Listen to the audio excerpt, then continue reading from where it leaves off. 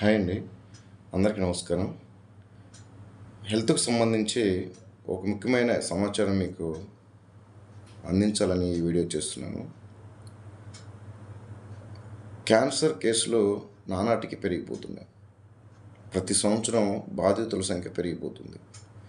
మన జీవన శైలిలో మార్పులు కావచ్చు, ఆహారపు అలవాట్లలో మార్పులు కావచ్చు, పెరుగుతున్న కాలుష్య ప్రభావం కావచ్చు, ఏదైనా కావచ్చు, క్యాన్సర్ కేసులైతే పెరిగిపోతున్నాయి. మరి ఈ క్యాన్సర్ మహమ్మారి నుంచి మనల్ని మనం ఎలా కాపాడుకోగలం? క్యాన్సర్ కణాల వృద్ధిని ఎలా నియంత్రించగలం? దీనికి సంబంధించి కొన్ని విశ్వవిద్యాలయాలు, వైద్య పరిశోధనా సంస్థలు విస్తృతమైన పరిశోధనలు కొనసాగిస్తున్నాయి. ఎప్పటికప్పుడు అప్డేట్స్ ఇస్తున్నాయి మనకి. తాజాగా ఈరోజు న్యూస్లో నేను చూసిన అప్డేట్ ఏంటంటే, న్యూ క్యాజిల్ అనే ఒక foreign university international journal of క్యాన్సర్లో ఓ ఇంపార్టెంట్ ఇన్ఫర్మేషన్ పబ్లిష్ చేసింది. ఆ విశ్వవిద్యాలయంలో ప్రొఫెసర్లు విస్తృతమైన పరిశోధన చేస్తున్న క్రమంలో వాళ్ళు ఒక ఇంపార్టెంట్ అప్డేట్ ఇచ్చారు మనకు. ఏంటంటే, పేగు క్యాన్సర్ గురించి వాళ్ళు ఇంపార్టెంట్ అప్డేట్ ఇచ్చారు.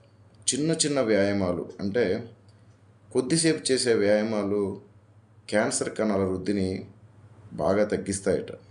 అంటే ఒక 10 నిమిషాలు, ఒక 1 అవర్ ఎక్సర్సైజ్, ఒక 40 నిమిషాలు మనం ఎక్సర్సైజ్ చేయాలనుకుంటే 10 నిమిషాలు వ్యాయామం చేసి ఒక 5 మినిట్స్ గ్యాప్ తీసుకోవడం, మరో 10 నిమిషాలు చేసి మరో 5 నిమిషాలు గ్యాప్ తీసుకోవడం, మరో 10 నిమిషాలు చేసి మరొక 5 నిమిషాలు గ్యాప్ చేసుకోవడం.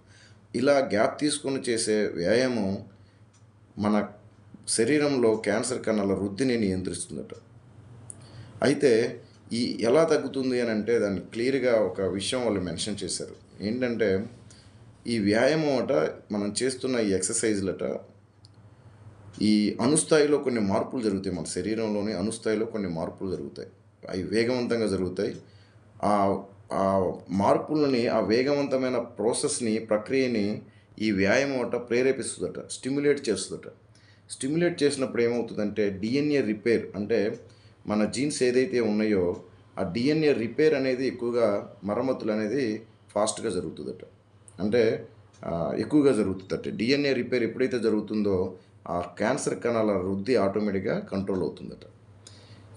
మనం వ్యాయామం చేసినప్పుడు ఆటోమేటిక్గా రక్త ప్రవాహం పెరుగుతుంది, అంటే బ్లడ్ ప్రెషర్ పెరిగిపోతుంది.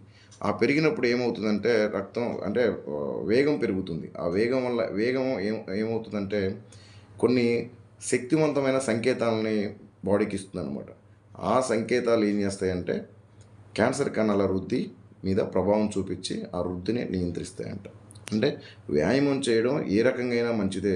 సో మీకున్న సమయంలో రోజుకి 20 నిమిషాలు, కనీసం 20 నిమిషాలైనా సరే, 40 నిమిషాలు చేయడం కుదరకపోతే కనీసం 20 నిమిషాలైనా సరే మీరు వ్యాయామాన్ని కేటాయించి మీరు అది కొనసాగిస్తే కొన్ని ఇలాంటి మహమ్మారుల నుంచి, ఆరోగ్య సమస్యల నుంచి మనల్ని మనం కాపాడుకోవచ్చు. కొద్దిపాటి వ్యాయామం మీ ఆరోగ్యానికి ఒక శ్రీరామ రక్షగా ఉంటుంది. సో ఈ గ్యాప్ ఇచ్చి ఏదైతే వ్యాయామాలు చేయమని సైంటిస్టులు మనకు సూచిస్తున్నారో, ప్రొఫెసర్లు సూచిస్తున్నారో, అది ఫాలో అవుదాం. చిన్న చిన్న వ్యాయామాలతో మన ఆరోగ్యాన్ని పరిరక్షించుకుందాం. ఓకే అండి, thank you. Please watching my videos. Thank you so much.